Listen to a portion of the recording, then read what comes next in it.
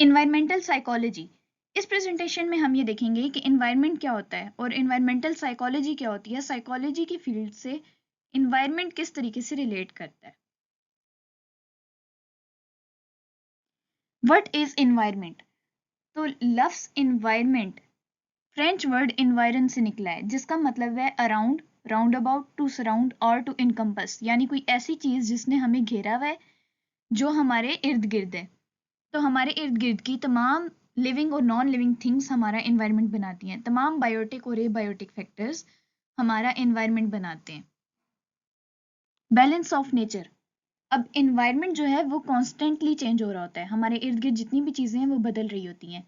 अब वो due to human activities हो भी सकती हैं और नहीं भी हो सकती, यानी कि उसमें ह्यूमन इन्वॉल्वमेंट हो भी सकती है और नहीं भी। हम चाहें या ना चाहें, हमारे इर्द गिर्द की चीज़ें बदलती रहती हैं। अब ये जो चेंजेस होते हैं, इनके बावजूद इन्वायरमेंट एक इक्विलिब्रियम में रहता है। मिसाल के तौर पे, अगर गर्मी ज़्यादा है, सूरज की रोशनी से पानी ज़्यादा एवेपोरेट हो रहा है रिवर्स से, तो वही पानी बारिश बन के दोबारा ज़मीन पे आ रहा है। तो इन्वायरमेंट एक तरह का बैलेंस अपने अंदर मेंटेन करके रखता है, किसी भी जगह का इन्वायरमेंट है। इसी को कहते हैं बैलेंस ऑफ नेचर, यानी कुदरत का निज़ाम या कुदरत का अदल। Natural versus built up nature. Natural nature क्या होता है? जो कुदरती निज़ाम अल्लाह का बनाया हुआ हमारे पास है या पहले से मौजूद है।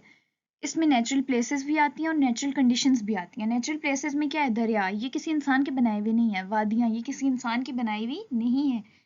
और फिर कंडीशंस, यानी कि टेम्परेचर, रेनफॉल, बारिश का होना, पौधे, ये सब कुछ नेचुरल इन्वायरमेंट का हिस्सा है। जबकि बिल्ट अप नेचर वो नेचर है जो इंसान का बनाया हुआ है। जैसे कि हमने घर बनाए हैं, गाड़ियां बनाई हैं, कम्युनिटीज बनाई हैं, बिल्डिंग्स बनाई हैं, ऑफिसेज बनाए हैं, डिफरेंट व्हीकल्स बनाए हैं, जहाज बनाए हैं, ये सब कुछ बिल्ट अप नेचर है।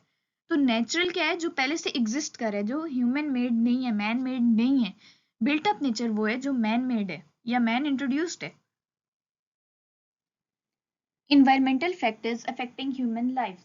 अब हम ये देखेंगे कि इन्वायरमेंटल जो फैक्टर्स होते हैं या इन्वायरमेंट में किसी किस्म की डिस्ट्रप्शन होगी या इन्वायरमेंट किस तरीके से इंसानी जिंदगियों पे असरअंदाज हो सकता है। तो सबसे पहले तो ये कि इन्वायरमेंट में किसी किस्म की डिस्टर्बेंस होती है। मिसाल के तौर पे ज़लज़ले आ गए, सैलाब वगैरह आ गए, तो इन सब का इंसानी जिंदगियों पे बहुत गहरा असर होता है। कैसे? इंसान सोशली, इकोनॉमिकली, साइकोलॉजिकली, मेंटली और फिजिकली हर तरीके से अफेक्ट होता है इससे। अगर किसी इलाके में ज़िलज़िला आ गया, वहाँ तबाही मच गई है, मतलब ज़्यादा शिद्दत का ज़िलज़िला है, तो उससे उन लोगों की सोशल सेटिंग्स में डिफरेंट सोशल इंटरेक्शंस हो रहे होते हैं, सोशल गैदरिंग्स वगैरह हो रही होती हैं, लोग यूनिवर्सिटीज़ जा रहे होते हैं, स्कूल, कॉलेजेस, ये सब कुछ डिस्टर्ब हो जाता है। फाइनेंशियली वो लोग डिस्टर्ब हो जाते हैं, उनके जो कमाने के ज़राए हैं या उनके रहने की जगह हैं, ये सब डिस्ट्रॉय हो चुकी होती हैं। साइकोलॉजिकली एंड मेंटली इस तरीके से कि जब इस सब की वजह से वो स्ट्रेस का शिकार हो जाते हैं, डिप्रेशन, एंजाइटी, फ्रस्ट्रेशन, ये सारी प्रॉब्लम्स उन्हें हो रही होती हैं। और इस सब की वजह से फिर वो इंसान जो है वो फिजिकली भी फिट नहीं रह सकता। तो एनवायरनमेंट का उसमें रहने वाले या उसके मेंबर्स पे बहुत गहरा असर होता है। What is environmental psychology? Environmental psychology क्या है? एनवायरमेंटल साइकोलॉजी हमारे पास एक ऐसा सब्जेक्ट है जो इंसान और नेचुरल एनवायरनमेंट के दरमियान के रिलेशनशिप को स्टडी करता है और ये देखता है कि किस तरीके से एनवायरनमेंट ह्यूमन के बिहेवियर को अफेक्ट कर रहा है, किसी भी इंडिविजुअल के सोशल या पर्सनल ट्रेड्स को किस तरीके से अफेक्ट करता है, और फिर इंसान किस तरीके से अपने आसपास के एनवायरनमेंट को अफेक्ट कर रहा होता है। तो एनवायरमेंटल साइकोलॉजी को पढ़ने का बेसिक मकसद ये है कि एनवायरनमेंट जो आपकी मेंटल और साइकोलॉजिकल हेल्थ को अफेक्ट कर रहा है या आपके बिहेवियर को, साइकोलॉजिकल ट्रेड्स को, पर्सनल ट्रेड्स को अफेक्ट कर रहा है, आप वो सब पढ़ो। और इसके साथ साथ इन रिटर्न इंसान के एनवायरनमेंट्स पे क्या असरात हैं, आप ये भी पढ़ें। तो environmental psychology is all about this. Role of environmental psychology in other fields. Environmental psychology का डिफरेंट फील्ड्स में डिफरेंट रोल्स आ जाते हैं। इनमें कौन कौन सी फील्ड्स हैं? इको साइकोलॉजी है, बिहेवियरल ज्योग्राफी है, इकोलॉजिकल साइकोलॉजी है, socio architecture, person environment studies, socio ecology या social ecology and environmental design research. इन सब की डिटेल्स हम अगली स्लाइड्स में देखेंगे। Socio architecture. अब इन्वायरमेंटल साइकोलॉजी का सोशियो आर्किटेक्चर से क्या लिंक है?